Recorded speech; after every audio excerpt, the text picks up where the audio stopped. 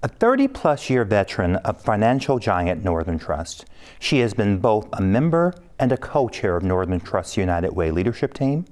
She is a member of the Advisory Council of Northern Trust's UNCF Walkathon. She's a member of the Illinois Banking Association's Government Relations Board. She serves as chair of the Public Affairs Council of the Financial Services Roundtable. She's also a member of the Chicago United Leaders Circle and the Chicago Children's Advocacy Center Government Relations Board.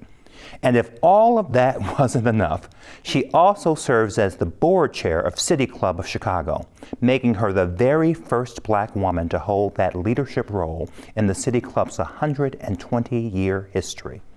Please join me in the Senior Vice President of Public Affairs and Government Relations for Northern Trust and the chair of the City Club of Chicago, Jacki Robinson-Ivy, in the arena right now. Here we go!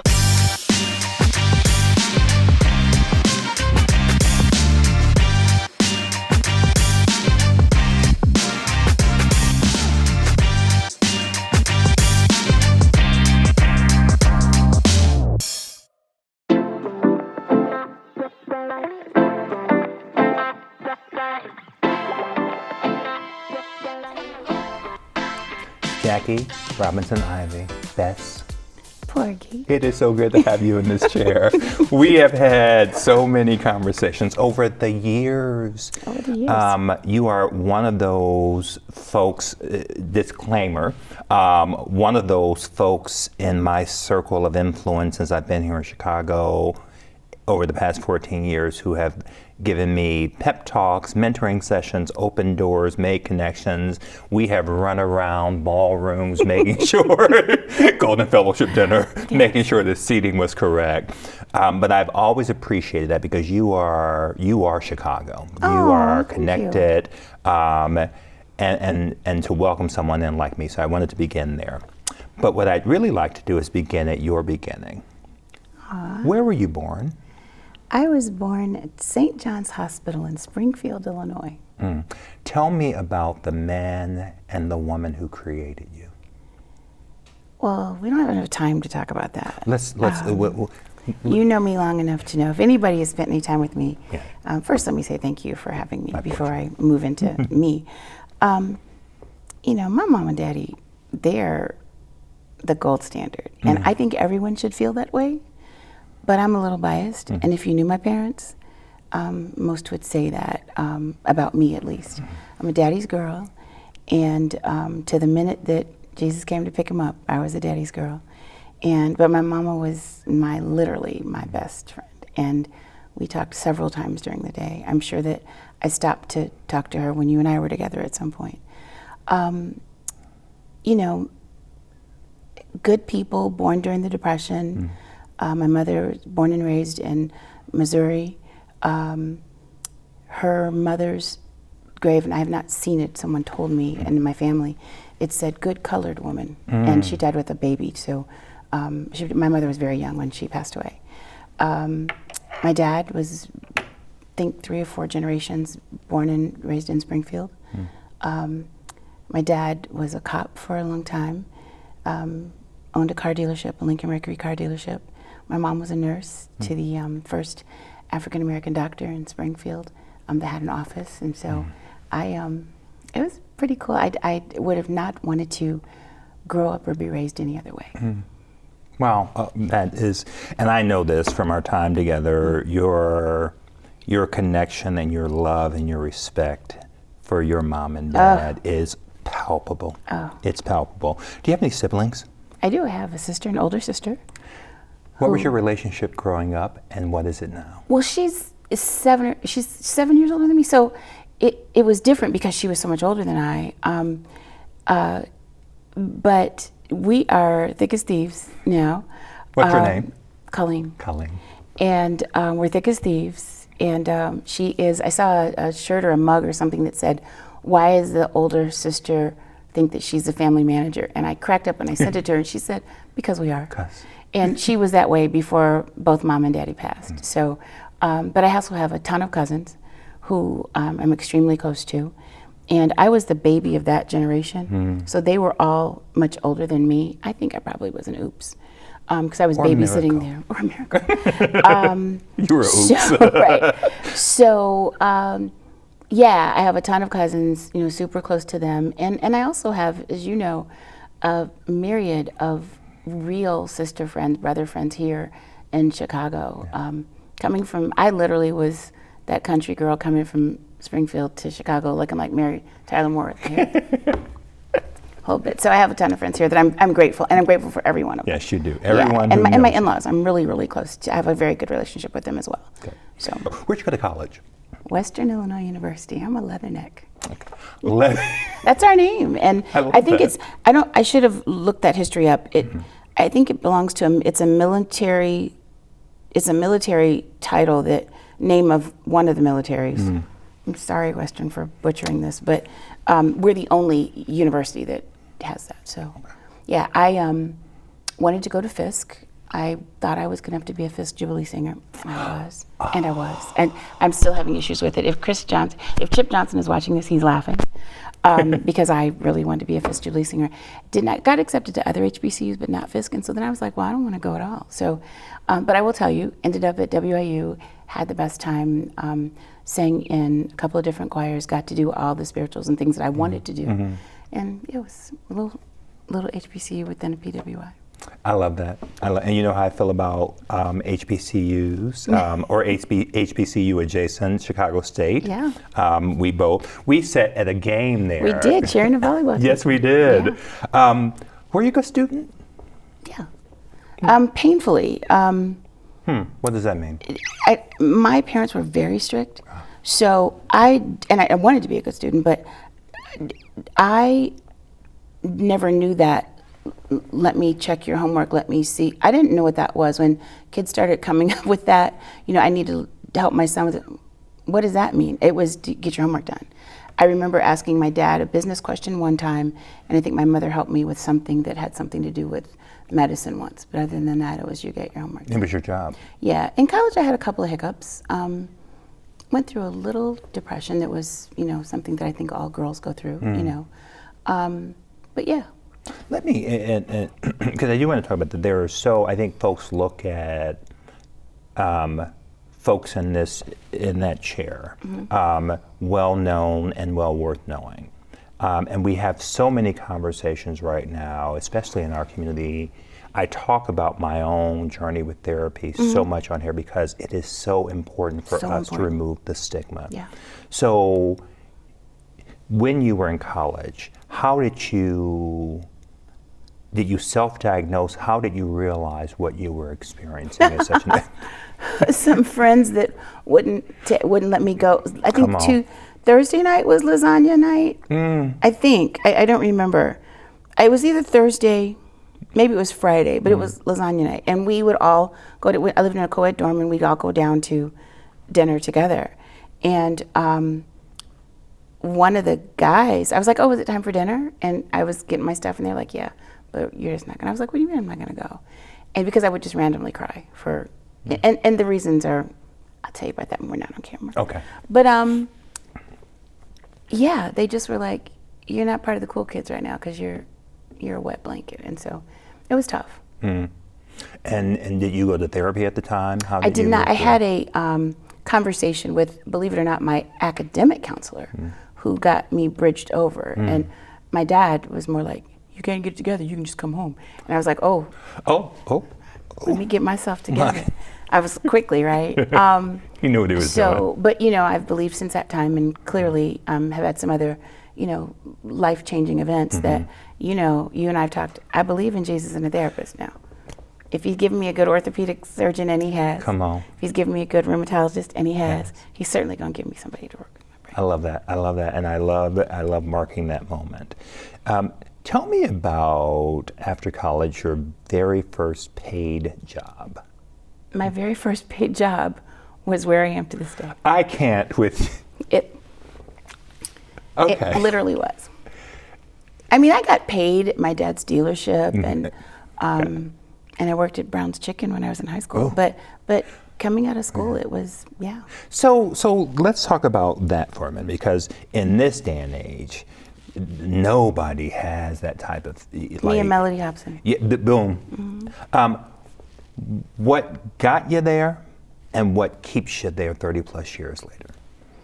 I did not get the first offer that they made to me. A friend of mine said, just come up here and interview. And I was like, okay. I'd left grad school and I didn't know what I wanted to do. And my dad was like, you're going to do something. And he wanted me to go to Ford in St. Louis because I would have obviously gotten the job back then, right? And I didn't really want to do it. Went to their friend's house for dinner. Called my mother and said, I think I'm gonna drive them back. She said, yeah, you probably should. Your phone's been ringing. Do you remember answer machines? Yes, I do. Yes. I guess my answer machine had been ringing. And it was, Northern again calling me saying, can you come back up? And I was like, drive back up again? Because I didn't get the first job. And I was really heartbroken that I didn't get the first job. Why, I'm not sure.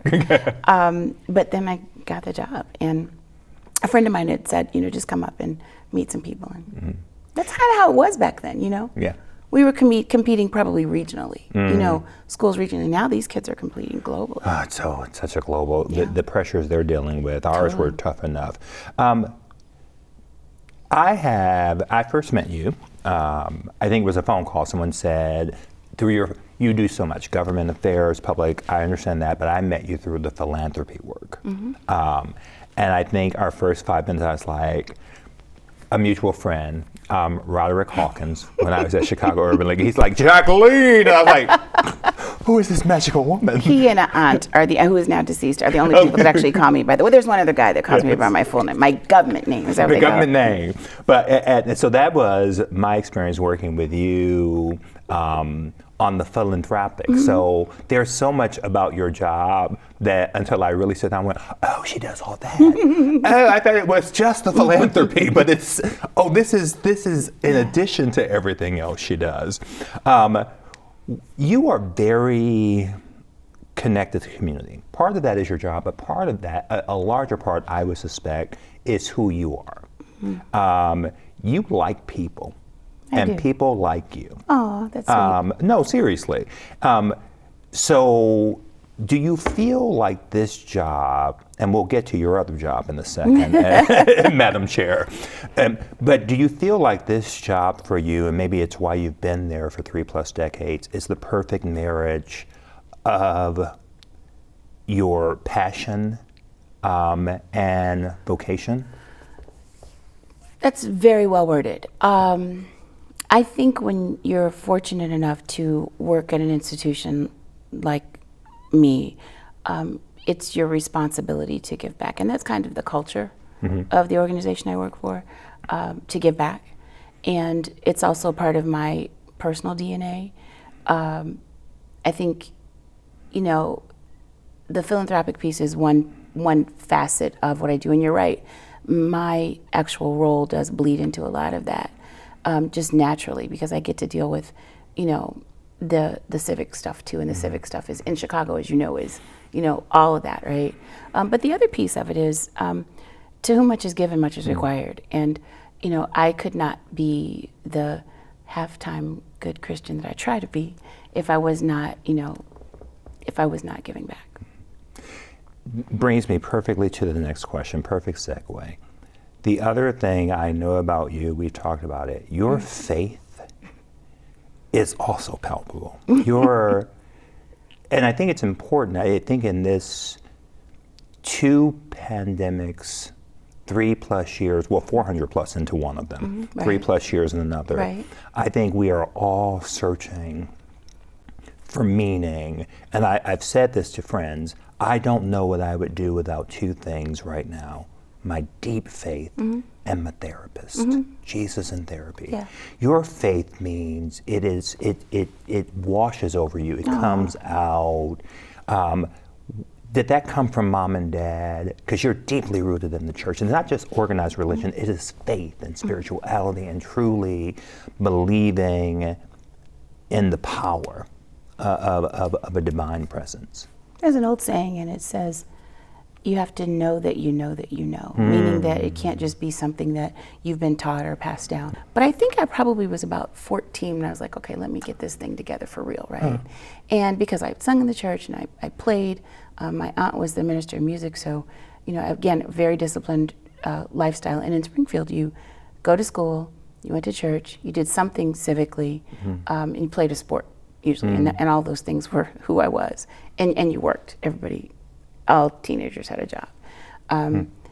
And for me, I think it was, and I don't want to get real deep, but Romans 5, and the Message Bible is the only place to read this, because the others it gets lost in the translation. But it says, Romans 5 says, it's one thing for somebody to die for somebody that's worthy of it. That's what it says. And then it goes on and it says, but when we were of, and I love this so much, it grounds me almost every day, of absolutely no use to him whatsoever. I'm like, well, if somebody would do that for me, then little old me. So it kind of grounds me. And I really like the way it reads in the Message Bible. That's what struck me years ago. And I mean, it was a long time ago. And that's kind of carried me through. Yeah. You know, it's funny. We have and I think that's part of the thing. There is a comfort and familiarity, I think, from my soul to yours when we're talking.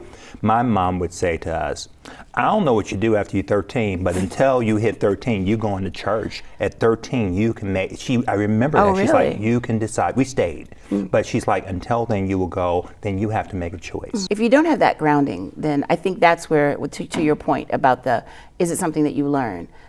You got to read it and know it for yourself. And I don't care what your discipline is. Yeah.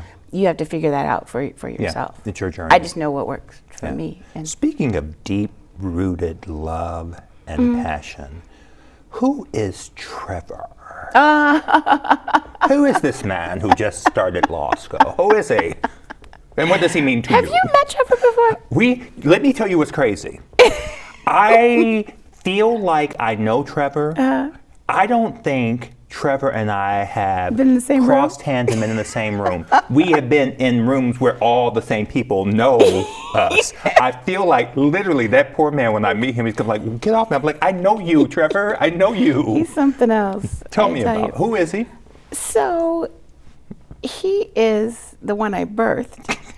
And I think you've met Janae, my goddaughter, yes. Right? Okay. So, I birthed one, I got one, and then my nephew, who comes right along with him, because Matthew and Trevor are 3 months apart. 3 months and a day, something like that. So they are like this. I wanted 3 children. And, God he's amazing, right? Oh. And so I count them all. And they're all wonderful in their own right.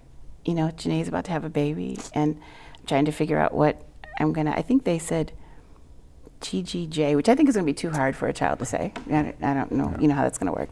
But Matthew is in Dallas, with United. He's doing great. Good for him. And that doggone Trevor, he's something else.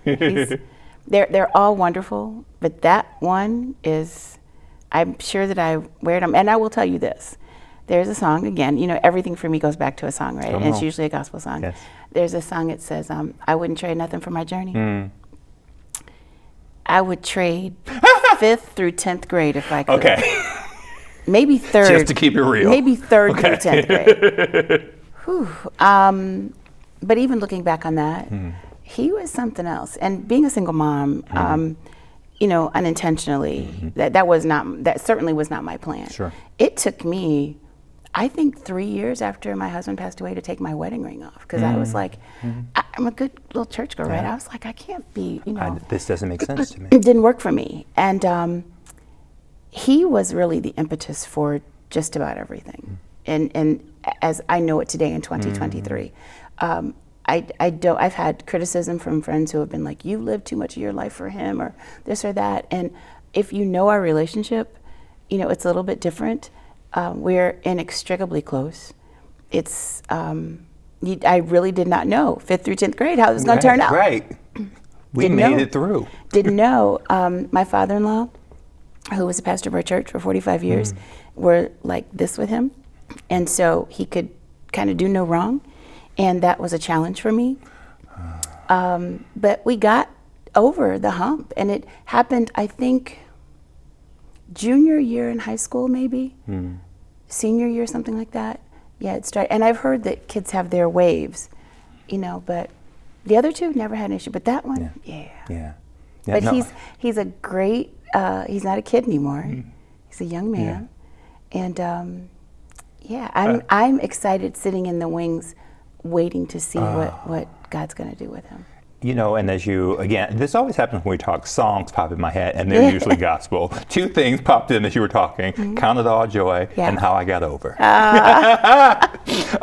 Those are two good ones. And then the one you refused to sing with me as we were prepping, but we still got time. There's time. You are the chair of the venerable the City Club of Chicago. And I remember when I came here 14 years ago. Yeah. And it was who should you meet?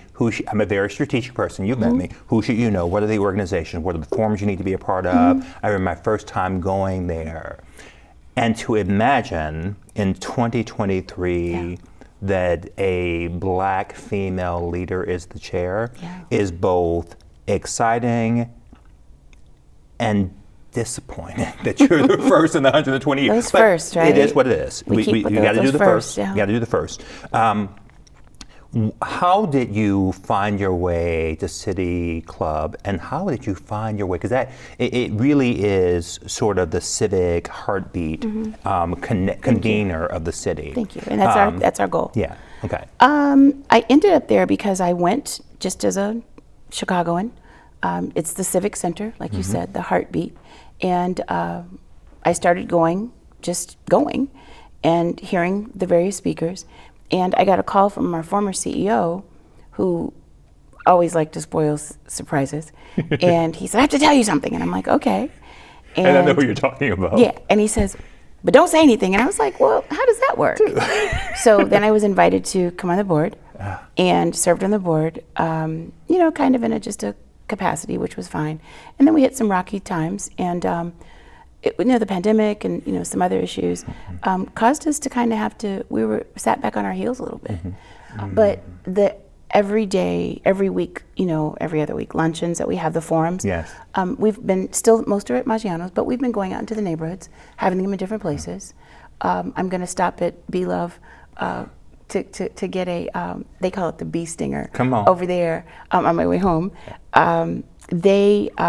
We've held one there for employment, which was great, and it wove right into the fact that I'm on the board of the Chicago Cook Workforce Partnership, and so it wove right in because it was employment. So I was like, oh, this is great, but we're holding the conversation. So we've been holding in different places. Yeah. The board is great. We have a very, very eclectic, very diverse board, which I'm extremely proud of. Okay. So, yeah. You know how I feel about you. This is everything I knew it was going to be. We're not quite done yet. Okay. We're going to come back after this break, and we're going to do our final segment, 3 for the Road. Okay. I may ask a fourth and fifth question. We'll see how it goes. We'll be right back. Stay with us.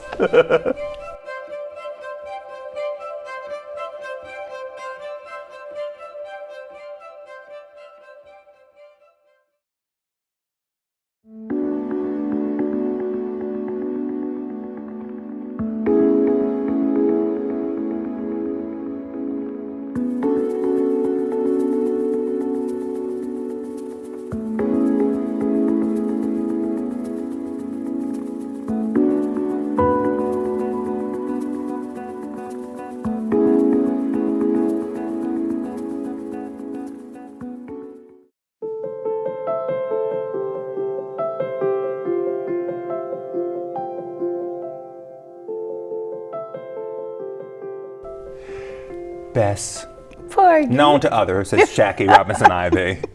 I love when you say my name, Porgy. Bess. I have 3 questions in our final segment called 3 for the Road. Okay. 3 questions for you, 3 answers back to me. Okay. Ready?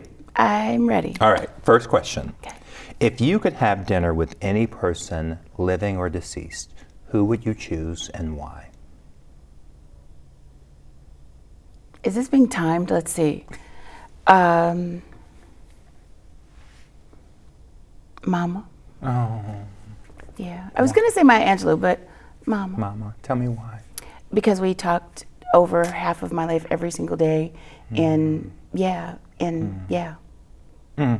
You'd have to know Doris. I know her through you. I think I would sit at the hem of her skirt going, Miss Doris. I know I would love her. I don't even have to. She was the head of the usher board. She was kind of. Oh, baby, she kept it. Yeah. I know the head of the. That's all you need to say. The head of the baby. Yeah. Good morning, Miss Doris. Go sit she down. Was big, Yeah, so of course. She would, mighty, small but mighty. Question 2: do you have any regrets? I'm learning to not, but yes, I'm human. And so, do I have to tell you what they are? You can share one if you want. Yeah, I wish I had listened to some of the things that Daddy told me. I was that child who was like, okay, I get it. Yes, sir, I get it. I was a yes, sir, no, ma'am girl raised that way. But there were things I wanted to do the way I wanted to do them. And yeah, hindsight is it 20/20? Is that what they say? Yeah, I wish there were some things that I had done that he had said do. Yeah. Wow, 2 for 2. One piece of advice present day Jacki would have given her 21-year-old self.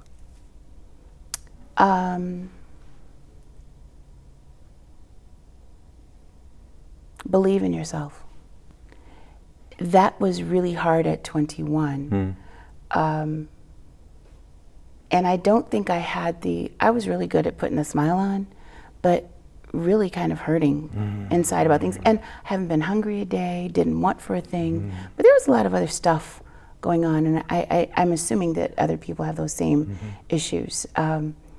I just wish I had believed in myself and not been so conscientious of what other people thought. Yeah. That is so powerful. Are you there now? I think you grow there. I think you get there. I won't say that I'm accomplished and finished. I think I love this stage of life because I'm learning from, younger folks that call me mentor. I learn from more seasoned people who pour into me. I learn from my peers, and I learn from my kids. I mean, I'm in that season, so I think you grow towards that. I don't know that I want to be deep again, but not that I've already attained, but I'm pressing towards it, Mark. Oh, and nothing beats a failure but a try. I have one final question for you. Why? I mean, I did well in reading. Math wasn't my thing. This might be fourth. No, it's not gonna be rough. You thought we were at the finish line. You're like we were there. What does success look like to you? How do you define success? For me or for you? How do you define it? I think success is when you have real joy. I think it's when you are able to close the door, because you go home to yourself. I mean, even if you have a spouse, you go home to yourself. I think it's when you have real joy and you're content with, you can lay your head on the pillow at night knowing that you've done what you needed to do to be a good person, that you've poured into the people that you need to, and that God is pleased with you. The doors of the church are open. Amen, amen, and amen, children. If Jacki would do it because she can sing, we'd have a song to send you home. But she won't, so you're not getting one. Madam Chair, Jacki, Bess, Porgy. Thank you so much for so many things, but specifically for sitting here in conversation and community with me and our viewers. Cannot thank you enough. I've so enjoyed this. Thank you. I'm so glad we were able to make it happen. Of course, thank you. And thank you, Chicago and beyond, for tuning in. Let me leave you with a final thought for the road, courtesy of inspirational speaker Iyanla Van Zandt. In my deepest, darkest moments, what really got me through was a prayer. Sometimes my prayer was, help me. Sometimes the prayer was, thank you. What I've discovered is that intimate connection and communication with my Creator will always get me through because I know my support. My help is just a prayer away. Until next time, take good care of you and each other. Good night. Trouble in my way. Come on, Jacki! I gotta cross on time. Come on, you won't give me a song. Ooh, try. She's not gonna do it. She's not gonna do it.